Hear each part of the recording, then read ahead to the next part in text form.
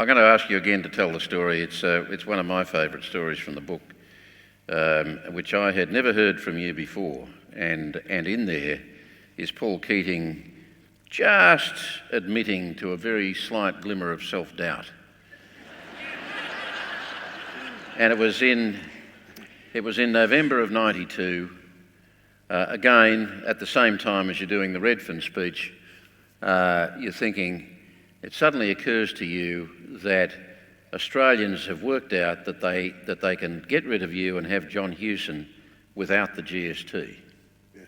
And you didn't really consult anyone other than, I think, Stephen Smith, now who subsequently became a Defence Minister, but he was your political advisor. You sounded your idea out to him and he said, oh, for God's sake, don't do that, Paul, that'll be a disaster. So pick the story up. What exactly was the plan? What happened? So Hewson's on a roll with the GST, you know, and of course the press gallery giving him a free ride, you know, and he's a new-made person. He's not really a nasty politician like the rest of us. He's really a pure economics guy, and he's got fight back, you know, ACME fight back, and he's going to give us the GST. So in the middle of all this, and I'm behind at this stage, so I said at one question time, well, I'll tell you this: if you win the election, we, the Labor Party, in opposition, will pass the GST. Because if you get a mandate for the GST, we'll accept that mandate and pass it in the Senate. And of course, the Libs just were ecstatic. They couldn't get out of the Parliament quick enough to start the party. I know, they couldn't get out. And of course, our crowd said, oh, we've lost the election. He's killed us in one sentence, you know.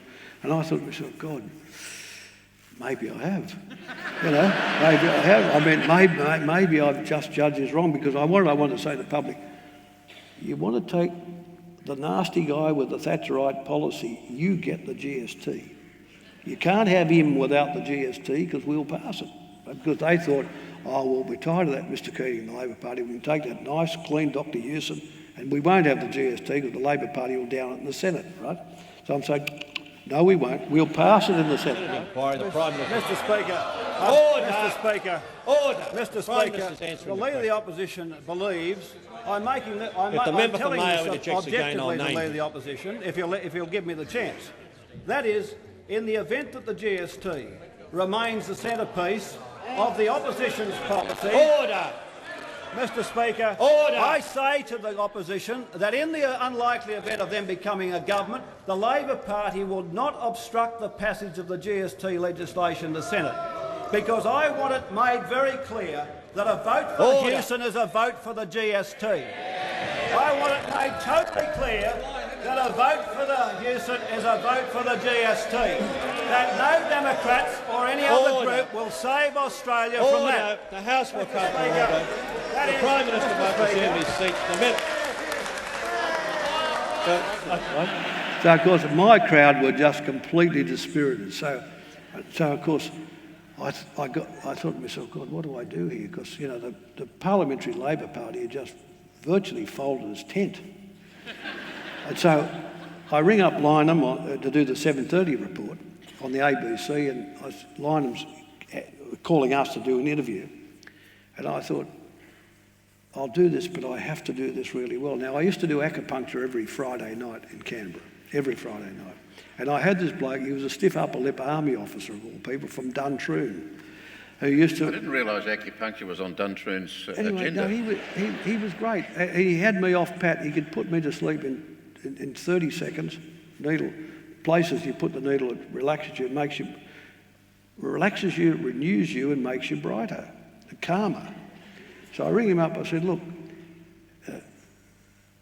what about coming over to the lodge tonight? I think I might need a dose of the acupuncture, you see. So he comes to the lodge, and I tell him what the problem is. Anyway, he takes me upstairs, and he puts the knee. Sure enough, out I go for a sleep. I said, don't wake me quickly. Give me half an hour at least.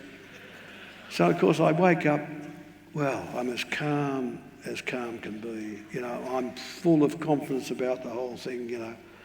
So, of course, I go down to the ABC, and there's Lynham. He used to have a twitch Lynham. He was twitching up there, and he's ready to sort of tear me to pieces.